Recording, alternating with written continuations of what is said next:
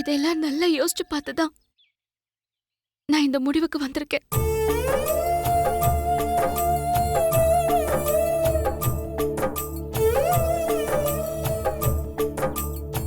நம்ம பிரிஞ்சிடலாம்.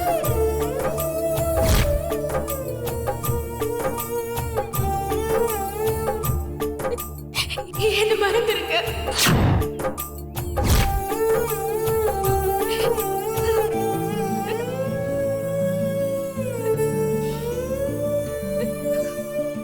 நம்ம பிரிஞ்சிடலாம், என்ன மறந்துருங்க. நீ ரொம்ப சாதாரணமா சொல்ற. என்னால் அப்படிலாம் சொல்ல முடியாது. என்ன உன்னையும் என்னையும் சேர்த்து வச்சது அந்த கடவுள் தான். என் மனசுக்குள்ள நீ இருக்கேன்னு புரிய வச்சது, என் காதலை உன்கிட்ட சொல்ல வச்சது அந்த கடவுள் தான். நீ என் காதலை ஏத்துக்கிட்டது கூட அந்த கடவுளை சாட்சியா வச்சுதான். ஆனா இப்ப அதே கடவுளை சாட்சியா வச்சு நம்ம பிரிஞ்சிருவோம்னு சொல்றேன். நம்மளை ஒன்று சேர்த்து வச்ச கடவுளே நினைச்சாலும் இனி நம்மளை பிரிக்க முடியாதுன்னு நான் நம்புறேன். ஆனா உனக்கே அந்த நம்பிக்கை இல்லாம போயிடுச்சு. காதல்ன்றது ஒரு வரம். அந்த வரத்தை கடவுள் எல்லாருக்கும் கொடுக்கறதில்ல, நமக்கு கொடுத்துருக்காரு. ஆனா நீ வரத்தை கையில வாங்கிட்டு அதை தூக்கி போடலான்னு சொல்றிய. உன்னால அது எப்படி முடியுது? நீ காதலை ஏத்துக்கிறதுக்கு நீ பல நாள் யோசிச்ச. அப்பெல்லாம் உன்னை நினைச்சு நான் ரொம்ப பெருமைப்பட்டேன். ஆனா அந்த காதல் கல்யாணத்துல முடிஞ்சதுக்கு அப்புறம் நம்ம 2 பேரும் பிரிஞ்சிடலாம், என்ன மறந்துருங்கன்னு சொல்றப்ப அதை கேட்கும் போது தான் என் மனசு வலிக்குது. என் உடம்புல உயிர் இருக்கிற வரைக்கும் என் மனசுல உன் நினைப்பு இருந்துட்டு தான் இருக்கும். உன்னை நான் மறக்கணும்னா அதுக்கு என் உயிர் போகணும்.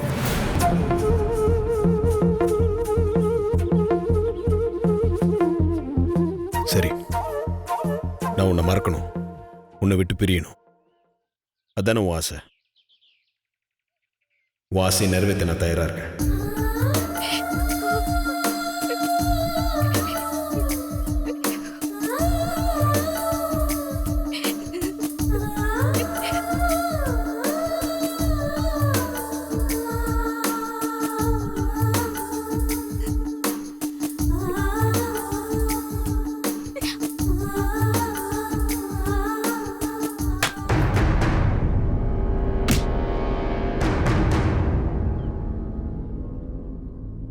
நீ ஆசைப்பட்ட மாதிரியே நம்ம பிரிஞ்சிருவோம். இனி உன் வாழ்க்கையில நீ என்னை பார்க்கவே மாட்டேன்.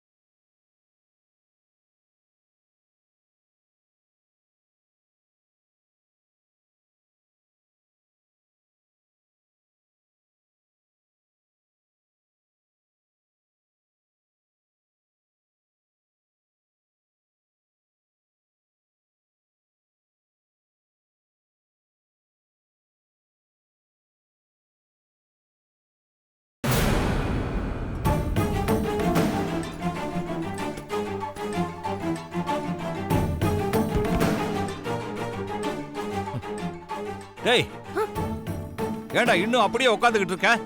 நான் சொன்னதுதான். உன்னோட பாட புத்தகத்தெல்லாம் எடுத்துட்டு வந்து பேக் பண்ணு. போ.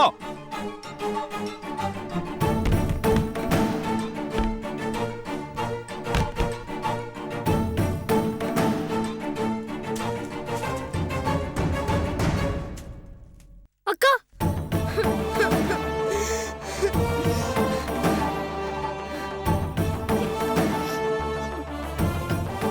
என்னாச்சு கணேசா? என்ன நடக்குதுங்க?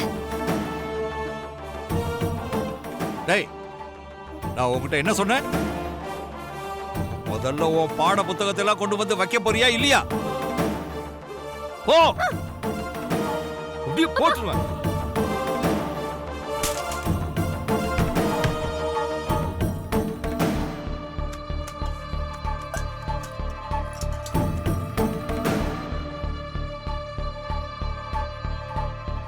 சீக்கிரமா எடுத்துட்டு போடா.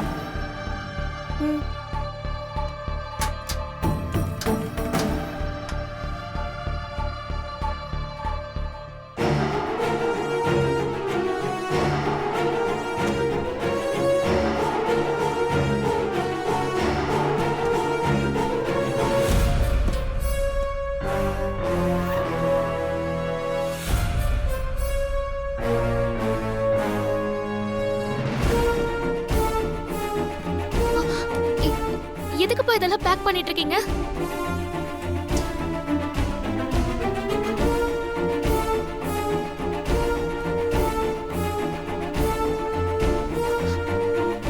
அப்பா சொல்லுங்கப்பா.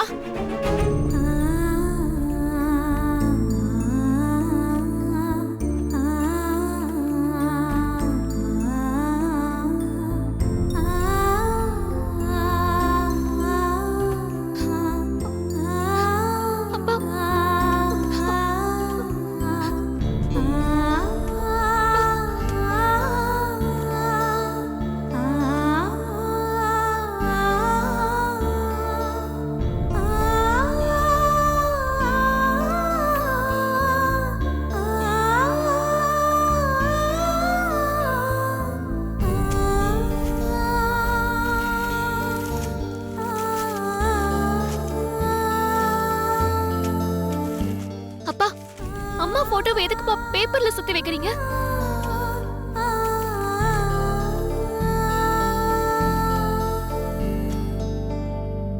டேய், எடுத்து உள்ள வைடா.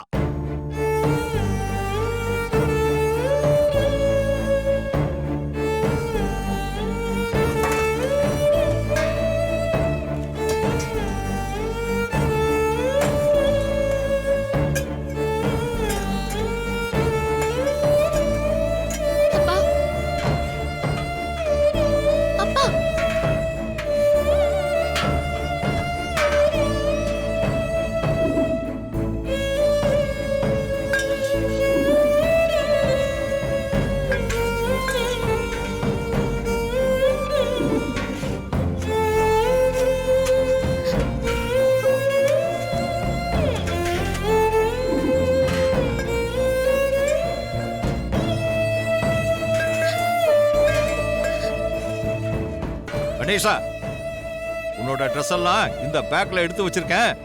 ஏதாவது விட்டு போயிருந்தா பார்த்து எடுத்து வச்சுக்கோ. அப்பா, இப்போ எதுக்காகப்பா எல்லாத்தையுமே பேக் பண்ணிட்டு இருக்கீங்க? அப்பா, நீங்க என் மேல கோவமா இருக்கீங்கன்னு புரியுது. உங்க கோவம் தீரணும்னா என்ன வேணா அடிங்க. ஆனா என்கிட்ட பேசாம மட்டும் இருக்காதீங்கப்பா. இப்ப எதுக்காக எல்லாம் பேக் பண்ணிட்டு இருக்கீங்க சொல்லுங்கப்பா. அப்பா, நீங்க இப்படி என்கிட்ட பேசாம இருக்கிறத பார்த்தா எனக்கு ரொம்ப பயமா இருக்குப்பா. பேசுங்கப்பா, என்னாச்சுப்பா? அப்பா சொல்லுங்கப்பா, என்னாச்சு? அப்பா என்னாச்சுப்பா? பேசுங்க, பேசுங்கப்பா.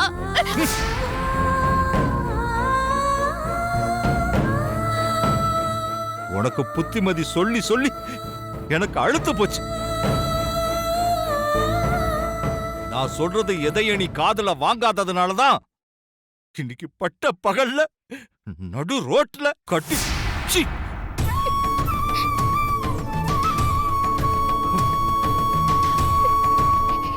நீ எதுக்காக அழுதுகிட்டு இருக்க?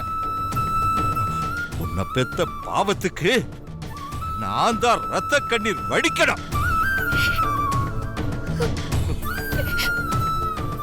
உன்னால நான் தலை நிமிர முடியாது. எப்பவும் எனக்கு தலை குடிவுதான். அதனால நானும் என் மகனும் யாருக்கிட்டையும் சொல்லிக்காம இந்த ராத்திரியை இந்த ஊரை விட்டு போறோம். இத பார், நீ என்னோட மகளா இருந்தா என் பின்னாடி ஊருக்கு வா. இல்ல உன் மனசுக்கு பிடிச்சபடிதான் இருப்பேன்னா அது ஓ இஷ்டம். நான் இனி ஒன்ன கட்டாயப்படுத்த போறதில்ல. நான் ஊரை விட்டு போற விஷயம் காது வச்ச மாதிரி ரகசியமா இருக்கணும். நீ யாரு காதுலயாவது போட்டு வச்ச அப்புறம் நான் போக மாட்டேன். என் உயிர் போயிடும்.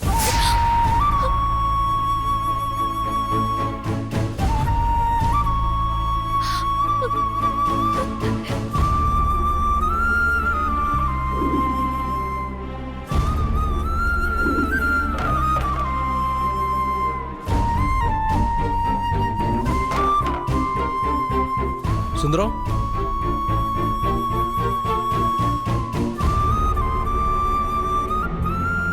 வா இளவரசு. அம்மா உங்களை கூட்டிட்டு வர சொன்னாங்க சுந்தரம். என்ன விஷயம் இளவரசு? தெரியல, சுந்தரத்தை உடனே கூட்டிட்டு வான்னு சொன்னாங்க. கிளம்பி வந்துட்டேன். சரி, நீ முன்னாடி போ, நான் வரேன். சரி சுந்தரம்.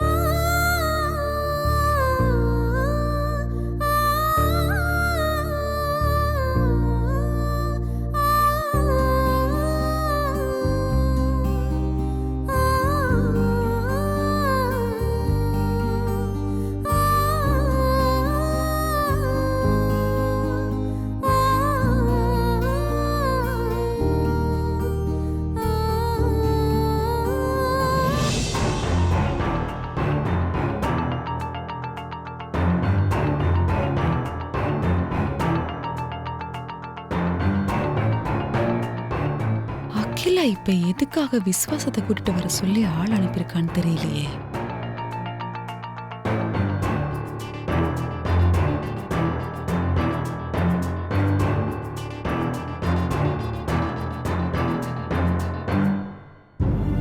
சுந்தரம் எங்க? நீ முன்னாடி போ, நான் பின்னாடி வரேன்னு சொன்னாருங்கம்மா. என்னது? அக்கா கூப்பிட்டு அனுப்புனாங்கன்னு சொன்னதுக்கு அப்புறமும் அப்படியா சொல்லி அனுப்புனாரு?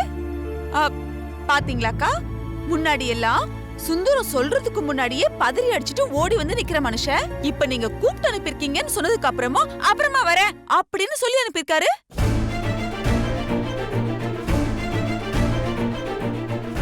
சித்தி, அவர் ஒண்ணு வரமாட்டேன்னு சொல்லலையே. முன்னாடி போங்க பின்னாடி வரேன்னு தானே சொல்லியிருக்காரு. எல்லாம் ஒண்ணுதான்.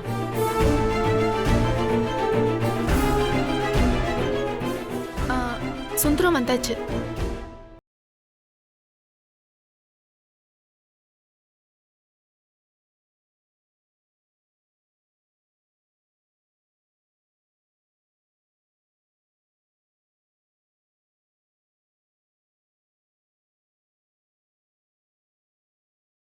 அம்மா, நீங்க வர சொன்னதா இளவரசு வந்து சொன்னாரு.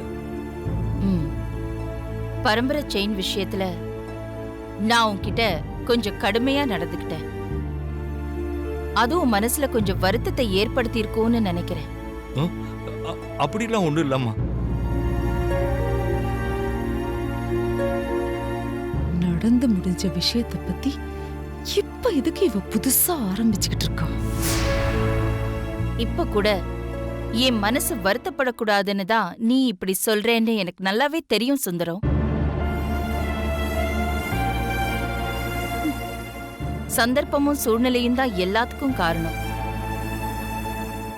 உண்மை என்னன்னு தெரிஞ்ச உடனே நான் பார்வதி கிட்ட வருத்தத்தை தெரிவிச்சிட்டேன். பார்வதி வந்து சொல்லுச்சுமா.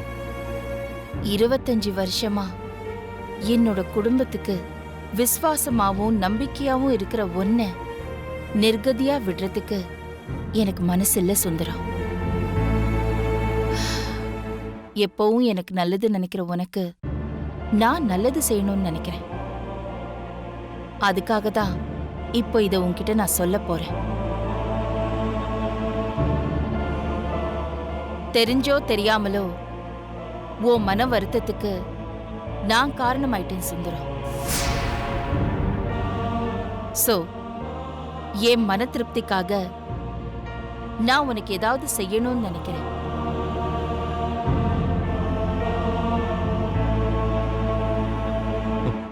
அதெல்லாம் ஒண்ணு வேண்டாமா. அப்படி சொல்லாத சுந்தரம். உன் சொந்த கிராமத்திலயோ இல்ல இந்த சிட்டிக்கு வெளியிலயோ நீ எங்க விருப்பப்படுறியோ அங்க உனக்கு ஒரு வீடு கட்டி தரலான்னு நான் முடிவு பண்ணிருக்கேன்.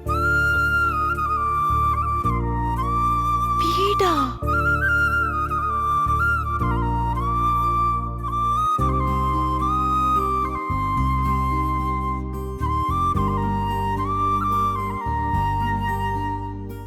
உன்னோட விருப்பம் எதுன்னு சொல்லு சுந்தரம்.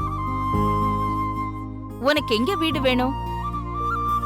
ஏற்கனவே நீங்க கொடுத்த வீட்லயே நான் இருக்க போறதில்ல. இந்த ஊரை விட்டே நான் போக போறேன். இதுல புதுசா நான் ஒரு வீடு கட்டி என்ன பண்ண போறேன்? என்ன சுந்தரம் அமைதியா இருக்க? உனக்கு எங்க வீடு வேணும்? உன் விருப்பம் என்னன்னு என்கிட்ட சொல்லு. பார்வதியை வீட்டை விட்டு அனுப்புனா சுந்தரமும் வீட்டை விட்டு போக வேண்டியிருக்கும். அப்போ சுந்தரம் கஷ்டப்படக்கூடாதுன்னு நினைச்சேன். அகிலா சுந்தரத்துக்கிட்ட வீட்டை பத்தி பேசிட்டு இருக்கான்னு நினைக்கிறேன். எனக்கு வீடெல்லாம் எதுவும் வேண்டாமா. இப்போ உனக்கு தேவைப்படலனாலும் பின்னாடி உன்னோட எதிர்காலத்துக்கு அந்த வீடு கண்டிப்பா தேவைப்படும் சுந்தரம். நான் எது செஞ்சாலும் உன்னோட நல்லதுக்காக தான் செய்வேன். வேண்டான்னு சொல்லாத. வேணான்னு சொன்னா விட்டு தொலைய வேண்டியதானே.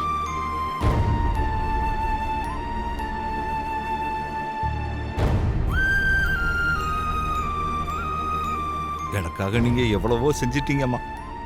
இந்த வாழ்க்கையே நான் எதிர்பார்க்காததுதான். இதுக்கே நான் உங்களுக்கு ரொம்ப நன்றி கடன் பட்டிருக்கேன். இதுக்கு மேல எனக்கு எதுவும் வேண்டாமா. இதுவே போதுமா. நல்லா கும்பிடு போடு. இங்க என்ன நடக்குது? இப்ப எதுக்கு அகிலா வீடு கொடுக்கறேன்னு சொல்றா? இந்த விசுவாசம் என்னமோ வேணா வேணான்னு ஓவரா நடிக்கிறான். என்ன நடந்திருக்கும்? சரி சுந்தரம், ஒன்னும் அவசரம் இல்ல. நீ நல்லா யோசிச்சு உன்னோட முடிவை சொல்லு. ஆனா நான் என் முடிவுல எந்த மாற்றமும் பண்ணிக்க போறதில்ல.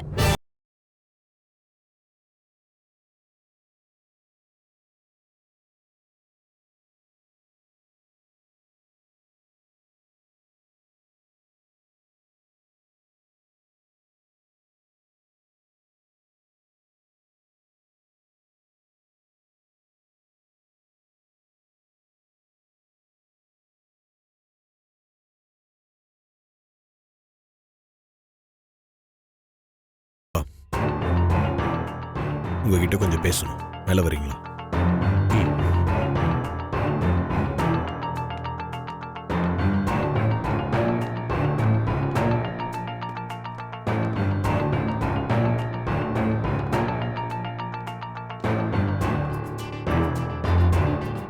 ஏதோ பேசணும்னு சொன்னியா? அதே என்ன விஷயம் சொல்லு. என்னப்பா நடக்குதுங்க? எனக்கு ஒன்றும் புரியல. என்கிட்ட இருந்து ஏதோ உண்மையை மறைக்கிறீங்க. என்ன அதே சொல்ற? நான் எதுக்காக உன்கிட்ட உண்மையை மறைக்கணும்? அப்படிலாம் எதுவும் இல்ல அதே. நீங்க நேருக்கு நேரம் என் முகத்தை பார்த்து பேசாத போதே நீங்க போய் சொல்றீங்கன்னு புரியுதுப்பா. எனக்கு நல்லது செய்யறதா சொல்லி என்கிட்ட இருந்து எதையோ மறைக்கிறீங்க. எதுவா இருந்தாலும் மறைக்காம உண்மையை சொல்லுங்க. அதான் நீங்க எனக்கு பண்ற பெரிய உதவியா இருக்கும். பார்வதி விஷயத்துல அம்மா யோசிச்சு அவங்க முடிவை சொல்றதா சொன்னீங்க. ஆனா எனக்கு என்னமோ அம்மா ஏற்கனவே அவங்க முடிவை சொல்லிட்டாங்க. நீங்க தான் என்கிட்ட சொல்லாம மறைச்சிட்டு இருக்கீங்கன்னு தோணுது. உங்க பிறந்த நாளுக்கு அப்புறமா அம்மா பார்வதி கிட்ட நடந்துக்கிற விதம், பரம்பரை செயின் விஷயத்துல சுந்தரத்துக்கிட்ட அவங்க ரொம்ப கடுமையா நடந்துக்கிட்டது, இப்போ சுந்தரத்துக்கிட்ட அந்த வீட்டை பத்தி பேசினது, இது எல்லாமே எனக்கு ரொம்ப சந்தேகமா இருக்குப்பா. அம்மா சுந்தரத்துக்கிட்ட வீட்டை பத்தி பேசும்போது நீங்களும் அம்மாவும் கண்ணால பேசிக்கிட்டு நான் கவனிச்சேன்ப்பா. தயவு செஞ்சு உண்மையை சொல்லிடுங்கப்பா. உங்க பிறந்த நாள் அன்னைக்கு அம்மா கிட்ட எங்க காதலுக்கு சம்மதம் கேட்க போறதா சொன்னீங்கல்ல, நீங்க அம்மா கிட்ட கேட்டீங்களா? பார்வதி பத்தி பேசுனீங்களா? அம்மா என்னப்பா சொன்னாங்க? இதுக்கப்புறமும் நான் உன்கிட்ட உண்மையை மறைக்க விரும்பல ஆதி. என்ன நடந்ததுங்கிற உண்மையை சொல்லிடுறேன்.